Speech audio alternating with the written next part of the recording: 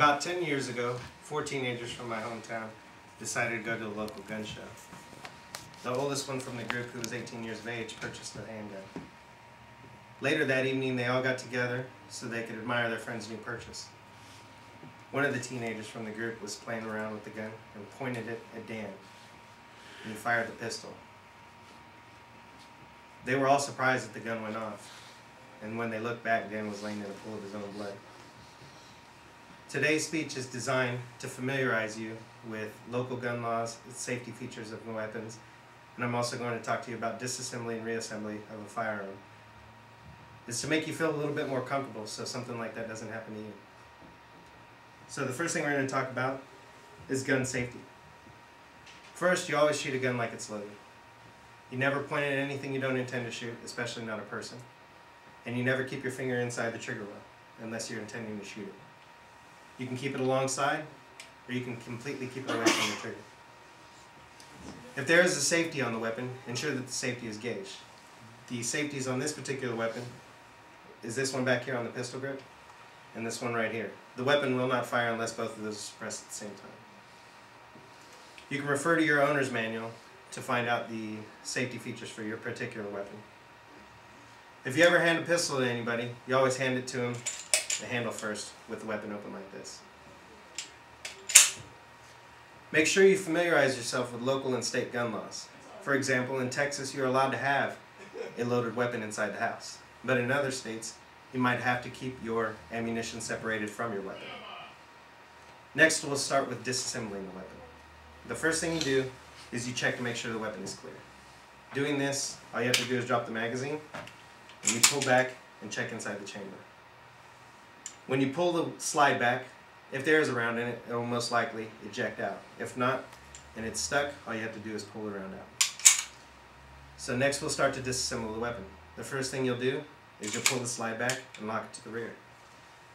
This is the slide lock right here. Next thing you'll do is you'll pull the slide release lever up, which is right here. After that, you go ahead and release the slide to the front. For this particular weapon, you have to pull the trigger in order for it to release, so you can pull the slide off. So you pull the trigger, it releases the slide.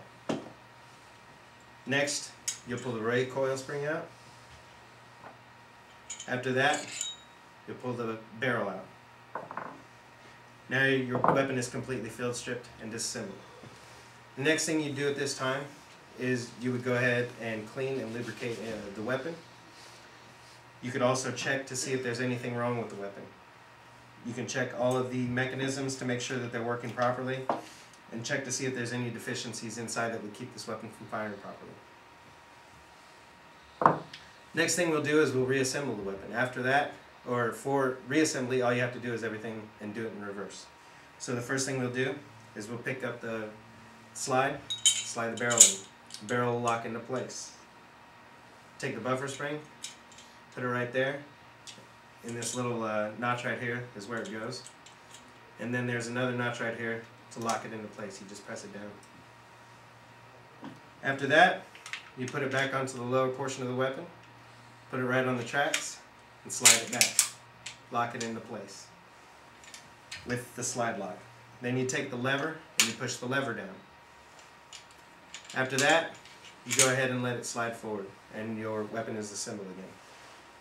When you do a safety check, or you do a functions check now, I'm sorry, and when you do a functions check, all you have to do is, first of all, you want to make sure that the weapon is not loaded again. So, as you see, I didn't put a magazine back in. Go ahead and check inside the barrel to make sure that there's no rounds in there still. And then you point it in a direction that's safe.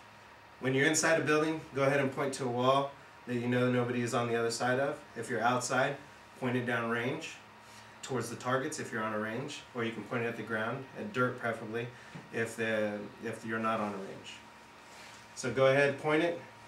If it's put back together properly, you should hear the metallic click of the firing pin. This weapon is put back together properly. Now I've taught you about gun safety, and I've shown you how to disassemble and reassemble a weapon.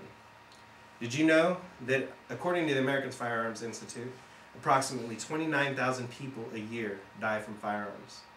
Knowing all of this, it should help to lower the amount of people that die from firearms. And also, it should help you keep people from dying during deployments. So today when you leave, I challenge you all to practice firearm safety in the workplace and at home. Thank you.